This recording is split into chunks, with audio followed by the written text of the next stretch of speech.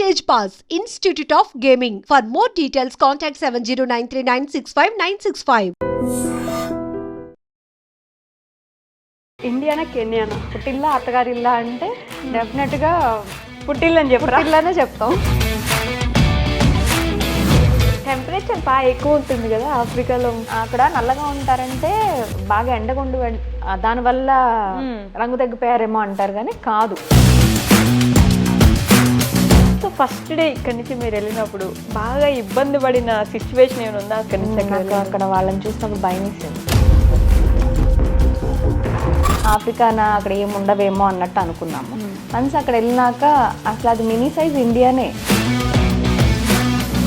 మన దగ్గర చూసింది ఎలా అంటే ఒక పూర్ కంట్రీ ఆఫ్రికా, మనకంటే వెనుకబడిపోయి ఉంటారు బాగా. Is it true? అంత వెనుకబడిపోయిన ప్లేస్ అనుకోవచ్చా మనం? నేను కాంట్రవర్సీ చేయాలని చెప్పట్లేదు, జస్ట్ చాలా మంది బ్లాగర్స్ వచ్చినప్పుడు నేను నిజంగా ఈ వీడియోలు స్టార్ట్ చేసినాక స్లమ్లోకి వెళ్ళానండి. అంత ముందు నాకు స్లమ్ అసలు కెన్యాలో స్లమ్ ఉంటుందనే విషయం కూడా నాకు తెలియదు. మాఫియా కూడా ఉన్నట్టు ఎక్కడ వీడియోస్లో చూసాం మేము. క్రైమ్ లేని దేశం ఏదైనా ఉందా అంటే ఎవరైనా వచ్చి మనల్ని ఏమైనా రాబరీ అలా చేసినప్పుడు రిస్క్ ఎందుకని మేమైతే ఎవరైనా వచ్చి నుంచుంటే హ్యాండ్స్ అప్ అంటాం, నా దగ్గర ఉన్నది తీసుకుని వెళ్ళండి అని.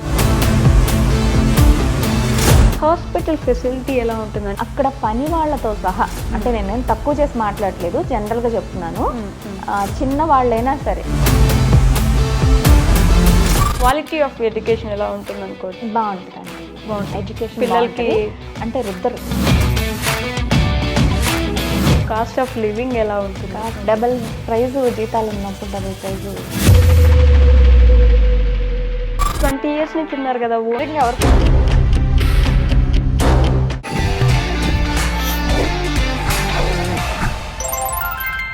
హాయ్ హలో నమస్తే, welcome back to our channel. నేను మీ వైషు. బేసిక్గా మనం పక్క దేశానికి వెళ్ళకపోయినా అక్కడ ఉన్న వాళ్ళ ద్వారా మనం ఆ దేశంలో ఏం జరుగుతుంది అని తెలుసుకోవాలనే ఇంట్రెస్ట్ చాలా మందికి ఉంటుంది. అయితే కొన్ని దేశాల గురించి ఏమో చెప్పుకోవడంలోనో లేకపోతే మనిషి మాట్లాడుకుంటూనో వెనుకబడిపోయిన దేశాల్లో కొన్ని దేశాలను మనం కౌంట్ వేస్తూ ఉంటాం. అంటే అది మిస్కన్సెప్షన్ అయ్యి ఉండొచ్చు కూడా, అయినప్పటికీ కొన్ని దేశాలు లైక్ ఆఫ్రికా తీసుకుంటే మనం ఎప్పటి నుంచో మన మైండ్లో వాళ్ళంతా చాలా పూర్గా ఉంటారు, చాలా పూర్గా బ్రతుకుతుంటారు అనే ఒక మిస్కన్సెప్షన్ ఉందని అనుకుంటా. నేనైతే మిస్కన్సెప్షన్ అని చెప్తాను, మరి నిజం ఎంత ఉందనేది ఇప్పుడుండే గెస్ట్ మాట్లాడాలన్నమాట. ఇక్కడి నుంచి మన దేశం వదిలేసి ఇంకొక దేశానికి వెళ్ళి అక్కడున్న సంస్కృతి అయితే ఏంటి, కల్చర్ అయితే ఏంటి మొత్తం చూపిస్తూ ఉంటారు. ఇంకెవరో కాదు, ఈరోజు నాతో పాటు ఉన్నారు సాయి ప్రసన్న గారు ఫ్రమ్ కెన్యా.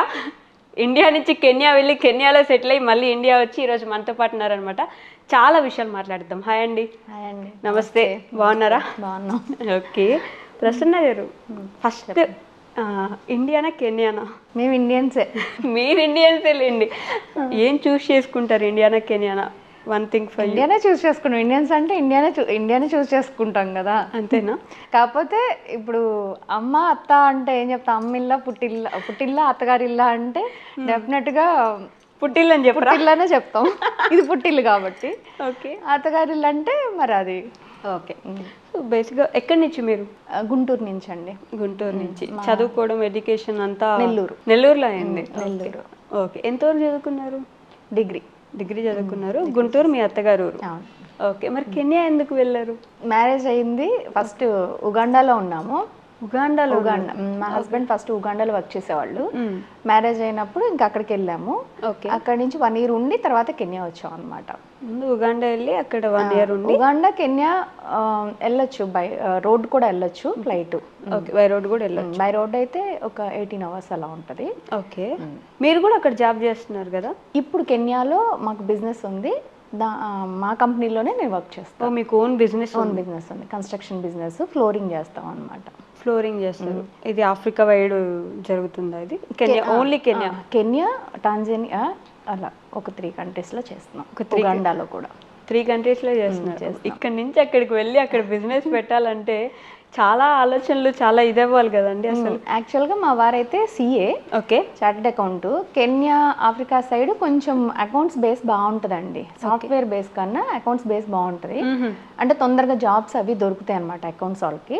ఓకే. ఆ బేస్లో ఆయన CA అవటం వల్ల ఫస్ట్ జాబ్ పరంగా వెళ్ళాము. తర్వాత కెన్యా వచ్చినాక కొంచెం ఒక 2-3 years కొంచెం సెటిల్ అయినాక అప్పుడు బిజినెస్ అనేది స్టార్ట్ చేసాం. ఇంకా జాబ్ వదిలేసి జాబ్ వదిలేసి స్లోగా బిజినెస్లోకి వచ్చాం. ఇంకా అదే అయిపోయింది. ఇదే కంటిన్యూ చేస్తున్నారు. ఒక 20 years నుంచి ఉంటున్నాం కెన్యాలో. 20 years నుంచి 20 years వామ్మో, ఎప్పుడు చాలా సంవత్సరాల క్రితం వెళ్ళిపోయారు. నా మ్యారేజ్ అయ్యి 20 years అయింది కాబట్టి మేము 20 years ముందే ప్లాన్ ఉండిందా ఇట్లా కెన్యా వెళ్ళిపోవాలని? అస్సలు లేదండి. ఓకే, అసలు లేదు. మా వారు ఉండేవాళ్ళు అక్కడ. ఓకే, ఆయన మా మ్యారేజ్కి ముందు 2 years అలాగ జాబ్ పరంగా వెళ్ళారు. ఓకే. మీకు ఉంటుంది కదా ఆలోచన, అబ్బో నేను వెళ్ళను, ఇవన్నీ నాకు ఇండియానే కావాలి, ఇండియాలోనే ఉంటే బెటరు, ఇలాంటి మా అమ్మ ఇల్లు తప్పితే నేను వెళ్ళనని కూడా చెప్పాను. అసలు యాక్చువల్గా చెప్పాలంటే అసలు అమ్మగారి ఇల్లు వదిలిపెట్టి వెళ్ళను అన్నాను. అటువంటిది ఇంక చేసుకున్నాక వెళ్ళ తప్పదు కదా. 6 months లో ఉండేసి వచ్చేసేయండి అన్నారు మా పేరెంట్స్. నువ్వేం టెన్షన్ పడుకో, ఒక 6 months ఉండు వచ్చేసే బ్యాక్ అని అన్నారు. ఇంకా అక్కడికి వెళ్తే అట్మాస్ఫియర్ అంతా బాగా నచ్చింది. First of all house helpers బాగున్నారు. అంటే ఇంక మనం ఏమి పెద్దగా నా వీడియోస్ చూస్తే అందరికి అర్థమవుతుంది. యాక్చువల్గా నేను ఫేమస్ అయిందే మా హౌస్ హెల్పర్స్, మా ఎంప్లాయీస్ వాళ్ళ మూలంగానే కొంచెం బాగా కొద్దిగా ఫేమస్ అయ్యాం. ఓకే, లేకపోతే నాకు అంత లేదులే కానండి. వాళ్ళు ఎంత హెల్ప్ చేస్తారు అంటే ఒక పర్సెప్షన్ ఉంటుంది కదా. కెన్యా అంటే కొంచెం అక్కడ ఫస్ట్లో ఒకళ్ళు ఎవరో అడిగారు మాకు ఆఫీస్కి ఇలాగే ఎంప్లాయీని కావాలని అడిగితే, గ్యాస్ ఏమైనా తెచ్చుకోవాలి అంటే ఇదేమైనా తెచ్చుకోవాలా, అవి ఉండవేమో అన్నట్టు అడిగారు అనమాట. మేము నవ్వుకున్నాం అప్పుడు కూడా. ఓకే, సో మీకు ఎలా ఉండింది ఫస్ట్ ఇక్కడి నుంచి వెళ్ళాలి అన్నప్పుడు? మీ ఆలోచన ఏంటి? మనందరికీ ఇక్కడి నుంచి వెళ్ళక ముందు ఒక ఆలోచన ఉంటుంది, వెళ్ళిన తర్వాత ఇంకొక ఆలోచన వస్తుంది కదా. సో అలా మీకు ఏముంది ఆలోచన అప్పుడు? మ్యారేజ్ అప్పుడైతే ఏం ఆలోచన లేదు. ఓకే, అంటే పెళ్లి చేసుకున్నాం వెళ్ళిపోయాం అంతే. అంత ఏం లేదా అక్కడ ఏమి. కాకపోతే అవును, మీరు అందరూ అనుకున్నట్టు ఫస్ట్లో తెలియనప్పుడు అలాగే అనుకున్నాము, ఆఫ్రికానా అక్కడ ఏమి ఉండవేమో అన్నట్టు అనుకున్నాము. వన్స్ అక్కడ వెళ్ళినాక అసలు అది మినీ సైజ్ ఇండియానే. ఓకే, చాలా మంది ఉగాండాలో అయితే ఇంకా చాలా మంది ఇండియన్స్ ఉంటారు. కెన్యాలో కొంచెం తక్కువ. ఉగాండాలో ఒక 2000 ఫ్యామిలీస్ దాకా ఉంటారు. కెన్యాలో కొంచెం ఫ్యామిలీస్ దాకా ఉంటారు. 1500 2000 దాకా ఉంటారు నాకు తెలిసినంత వరకు. Okay, I'm not wrong I think.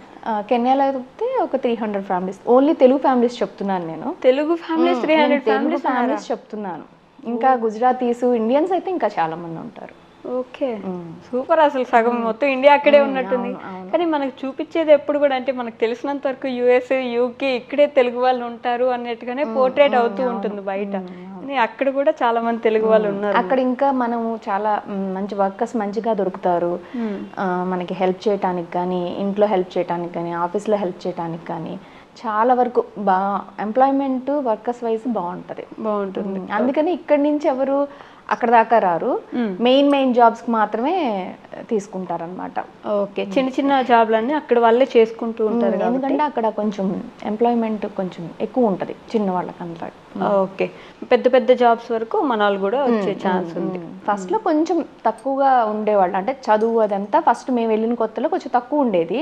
ఇప్పుడు అసలు ప్రతి ఒక్కళ్ళు అందరు అక్కడ వాళ్ళు కూడా అసలు ఇక్కడ నుంచి కూడా చాలా తక్కువ మంది వస్తున్నారని అనుకోవాలి. ఓకే, ఎందుకంటే అక్కడ వాళ్ళకి ఎక్కువ ప్రిఫరెన్స్ ఇస్తున్నారనమాట. 20 years బ్యాక్ అంటే అప్పటికి ఇప్పటికి 2 decades మారిపోయింది కదా. ఎన్ని చేంజెస్ గమనించి ఉంటారు మీరు అక్కడ? చాలా చేంజెస్ ఉంటుంది. అంటే లివింగ్ లో కానీ ఎన్వైరన్మెంట్ లో కానీ చాలా చేంజ్ ఉంది. ఫస్ట్ లో మేము వెళ్ళిన కొత్తలో అయితే అసలు ఒక ఇల్లు ఉంటే మళ్ళీ చుట్టుపక్కల ఒక 1/2 kilometer దాకా ఇల్లు, కొంచెం చెట్లు ఎక్కువ అలా ఉండేదన్నమాట. ఓకే, పొల్యూషన్ కూడా చాలా తక్కువ ఉండేది. ప్రెసెంట్ ఇప్పుడు కొంచెం అన్ని బిల్డింగ్స్ అయిపోయి, అపార్ట్మెంట్స్ అయిపోయి, అది వరకు ఇండివిజువల్ హౌసెస్ ఎక్కువ ఉండేవి. ఓకే, లేదు అంటే ఫ్లోర్స్ ఉండేవి, 1 floor 2 floors అలా ఉండేవి. ఇప్పుడు అలా లేదు. ఇప్పుడు అసలు పెద్ద పెద్ద బిల్డింగ్స్ వచ్చేసి చైనా వాళ్ళు ఎక్కువ వచ్చారు, సొమాలియన్స్ ఎక్కువ ఉంటారు అక్కడ. దానివల్ల కన్స్ట్రక్షన్స్ అన్నీ చాలా ఎక్కువైపోయినాయి. కానీ ఆఫ్రికా అంటే నాకు, లేకపోతే మన దగ్గర చూసింది ఎలా అంటే ఒక పూర్ కంట్రీ ఆఫ్రికా. చాలా మనకంటే వెనుకబడిపోయి ఉంటారు బాగా. ఇలానే గమనించుంటాం. ఎక్కడైనా వీడియోస్లో కనిపించినా కూడా ఆ ప్లేసెస్ వరకే చూపించి అలానే పోర్ట్రే చేస్తుంటారు. Is it true? అంత వెనుకబడిపోయిన ప్లేస్ అనుకోవచ్చా మనం? నేను అంత నాలెడ్జ్ ఫెలోన్ కాదులే, కానీ అన్ని కంట్రీస్ నాకు తెలీదు. ఆఫ్రికా అన్ని కంట్రీస్ నేను వెళ్ళలేదు కాబట్టి నాకు తెలీదు. నాకు తెలిసి ఉగాండా, కెన్యా మాత్రం నేను చూశాను కాబట్టి అంత పూర్ కంట్రీ కావు అవి. నేను కాంట్రవర్సీ చేయాలని చెప్పట్లేదు, జస్ట్ చాలా మంది బ్లాగర్స్ వచ్చినప్పుడు నేను 1-2 బ్లాగర్స్కి కూడా చెప్పాను. వాళ్ళు వచ్చి చేసినప్పుడు నాకు మీట్ అయిన వాళ్ళని ఒకళ్ళైతే మా ఇంటికి కూడా వచ్చారు,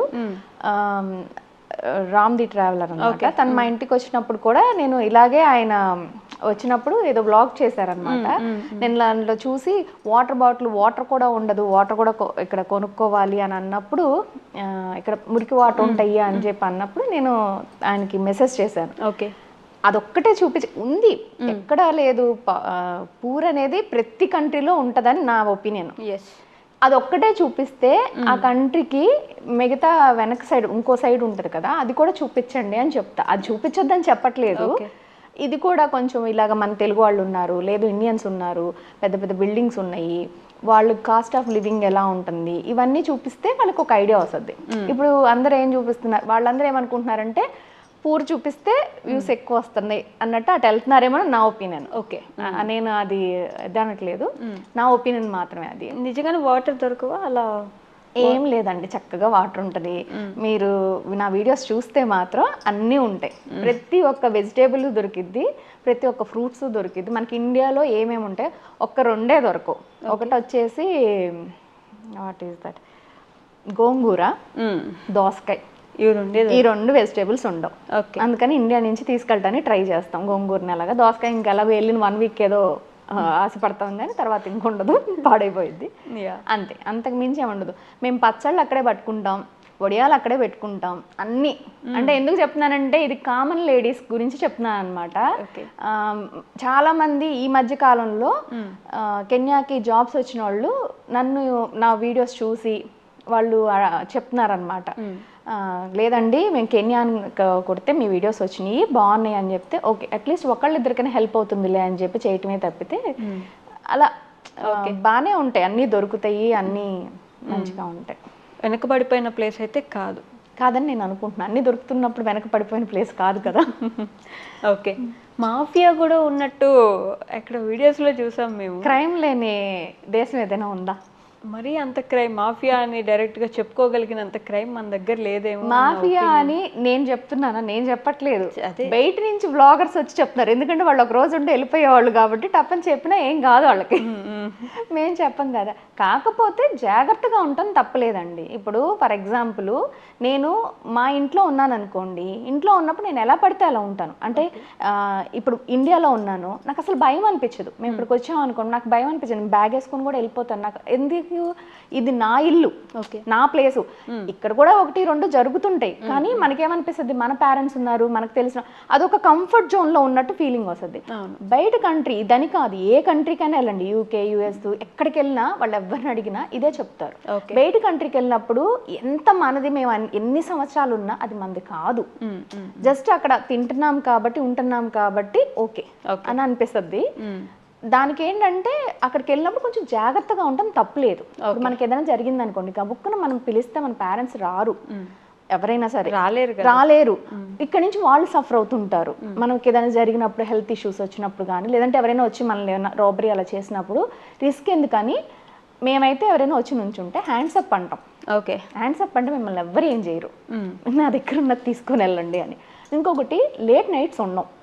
ఓకే, 8-9 వరకు పర్లేదు, 9 దాటితే రిస్క్ ఏమి ఉండదండి. మనకి అనిపిస్తుంది కొంచెం ఎందుకులే, మన కంట్రీ కాదు కదా, ఎక్కువ మనకి ఇక్కడ తిరిగినట్టు బయట జనాలు అలా తిరగరు 9 దాటితే. కొంచెం ఇది అంటే ఎర్లీ స్టార్ట్, ఎర్లీ బెడ్ ఉంటుంది అనమాట అక్కడ. ఓకే, మాకు డే 7కి స్టార్ట్ అవుతుంది, ఏ ఆఫీస్ అయినా 7కి స్టార్ట్ అవుతుంది, 5:30కి అంతా ఎండ్ అయిపోద్ది. అక్కడ అందరు అలాగే వర్క్ చేస్తారు. మాల్స్ మహా అయితే ఒక 8 దాకా ఏమి ఉంటాయండి, 9 దాకా ఉంటాయి అంతే. తర్వాత పబ్బులు ఉండాల్సిందే తప్పితే ఏ షాపులు ఏమి ఉండవు. 8:30కి క్లోజ్, అన్ని 8:30కి మొత్తం క్లోజ్. వర్క్ కూడా కల్చర్ 5:30కి. అసలు మా ఆఫీస్లో 5 దాటితే నేను మా హస్బెండ్ తప్పితే ఎవరు ఉండరు. నేను కూడా మా హస్బెండ్ కోసం ఏదో తోడు కోసం అని ఉంటాను తప్పితే అసలు ఎవ్వరు ఉంటారు. 5:30 దాటితే క్లోజ్ చేస్తారు. మనకి ఇండియాలో అసలు 24/7 కూడా చేస్తుంటారు. 24/7 ఉంటాయి, ఎప్పుడు కొన్ని మాత్రమే, హాస్పిటల్స్, మెడికల్ ఇలాంటివి. ఓకే, రెస్టారెంట్స్ కూడా బై 11 అలా మూసేస్తారు. 12 అంతా 12 దాకా కూడా ఉండదు, 11కే మూసేస్తారు. 11కి వెళ్తే లాస్ట్ ఆర్డర్ మీదేనండి అని చెప్తారు. 24/7 ఉండదు. ఓకే, ఏదో 1-2 ఉండొచ్చేమో. ఓకే, అంతే. అది కూడా ఈ మధ్య కాలంలో, ఒకప్పుడైతే అవి కూడా ఉండదు. దీన్ని బట్టి రిస్క్ అంటే అంతే. మనం ఉంటే అది రిస్క్, 99% నడిచే అవకాశం ఎక్కడ ఉండదండి. మోస్ట్లీ వెహికల్స్ వాడతాము, అందుకని చెప్పి అది కూడా మేబీ అనుకోని ఉండొచ్చు. మళ్ళాగా ఊబర్లు ఉంటాయి, ప్రెజెంట్ అయితే బాగున్నాయి. ఊబర్ అసలు చాలా ఫెసిలిటీ బాగుంది ప్రెజెంట్ ఇప్పుడు. మనము ఒక ఎలా చెప్పాలి అసలు టోటల్గా చెప్పాలంటే మనకి ఒక 4-5 years బ్యాక్ ఉంటారు వాళ్ళు. ఓకే, ఒక 4-5 years బ్యాక్, అంతే ఎక్కువ ఉండదు. ఒక 4-5 సంవత్సరాలు బ్యాక్ ఉంటారు. ఓకే, అంతే. హాస్పిటల్ ఫెసిలిటీ ఎలా ఉంటుంది అంటే మనకున్న ఇన్ఫ్రాస్ట్రక్చర్ కానీ లేకపోతే మనకున్న టెక్నాలజీ కానీ హాస్పిటల్ వైజ్ చాలా మెడికల్గా మనకి ఈ మధ్య ప్రతిదీ ఉంటుంది కదా ఇక్కడ. సో అక్కడ ఎలా ఉంటుంది? ఏదైనా ఎమర్జెన్సీ సిచ్యువేషన్? మేము వెళ్ళిన కొత్తలో కొంచెం సఫర్ అయ్యామండి హాస్పిటల్ వైజ్గా. అంత ఎఫిషియన్స్ డాక్టర్స్ అయితే లేరు. ప్రెసెంట్ అయితే నేను ప్రెసెంట్ సిచ్యువేషన్ చెప్తున్నా. ప్రెసెంట్ అయితే మాత్రం చాలా బాగున్నాయి, నాట్ బ్యాడ్ అంటే మరీ వరస్ట్గా అయితే లేదు. మేము వెళ్ళిన కొత్తలో అయితే కొంచెం వెతుక్కోవాల్సి వచ్చేది, గైనిక్ ఎక్కడ ఉన్నారు అంటే మా డెలివరీలు కానీ ఏదైనా ఇండియా వచ్చే మాకు అయినాయి. ఎక్స్పెన్సివ్ అయితే చాలా ఉంటుంది. స్కూలు హాస్పిటల్ చాలా ఎక్స్పెన్సివ్. మామూలుగా అయితే ఎవరైనా నన్ను చాలామంది అడుగుతారు అక్కడ మేము ఎలాగ తీసుకోవాలి, ఎలాగ అడగాలి శాలరీస్ అని అడుగుతుంటారు. నాకు అంత ఐడియా లేదు. కాకపోతే చాలామంది నా ఫ్రెండ్స్ వాళ్ళందరినీ నేను కనుక్కొని అంటే వాళ్ళ మాటల్లో చెప్పింది ఏంటంటే ఎక్కువ శాతము మెడికల్, స్కూలు అడుగుతారు, ఎందుకంటే అది 2 expensive కాబట్టి. ఇంకోటి హౌస్, ఈ 3 expensive. అందుకని అవి అడిగి తర్వాత శాలరీ ఫిక్స్ చేసుకుంటారు. ఎక్స్పెన్సివ్ అంటే ఎలా, ఎంత వరకు ఎక్స్పెన్సివ్ అనుకోవచ్చు మనం? ఇప్పుడు ఫర్ ఎగ్జాంపుల్ స్మాల్గా చెప్పాలంటే మనము కన్సల్టెన్సీకి వెళ్తాం కదా, మనకి కన్సల్టెన్సీ ఒకసారి వెళ్తే 2 సార్లు ఇస్తారు. అవును, అక్కడ మీరు ఇప్పుడు వెళ్ళి మళ్ళీ సాయంత్రం వెళ్తే మళ్ళీ పే చేయాల్సిందే. అది కూడా చిన్నగా కాదు. అక్కడ కరెన్సీలో 4000 అంటే మినిమం ఇక్కడ 2000. ఓకే, కన్సల్టెన్సీ కన్సల్టెన్సీ అంతే 2000. అది నార్మల్ హాస్పిటల్ చెప్తున్నాను. ఇంకా కొంచెం ప్రొఫెషనల్ అలాగా స్పెషలైజేషన్ చేసిన వాళ్ళైతే ఇంకొంచెం ఎక్కువే ఉంటుంది. అలా 3000 అలా ఉంటుంది వాళ్ళ కన్సల్టెన్సీ హాస్పిటల్స్. 1 టైమే అంతే. ఇప్పుడు వస్తే ఇప్పుడే చూస్తారు, ఇంకో గంట తర్వాత వస్తే మళ్ళీ మీరు పే చేయాల్సిందే. అమ్మో బాబోయ్, అలా ఉంటుంది. స్కూల్స్ ఎలా ఉంటాయి, ఫీజెస్ కానీ?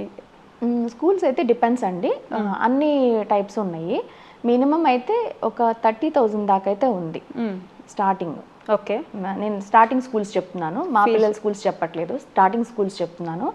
ఆ టైపు ఉంది. 1 lakh కట్టే వాళ్ళు ఉన్నారు, అంటే టర్మ్కి 3 monthsకి అనమాట.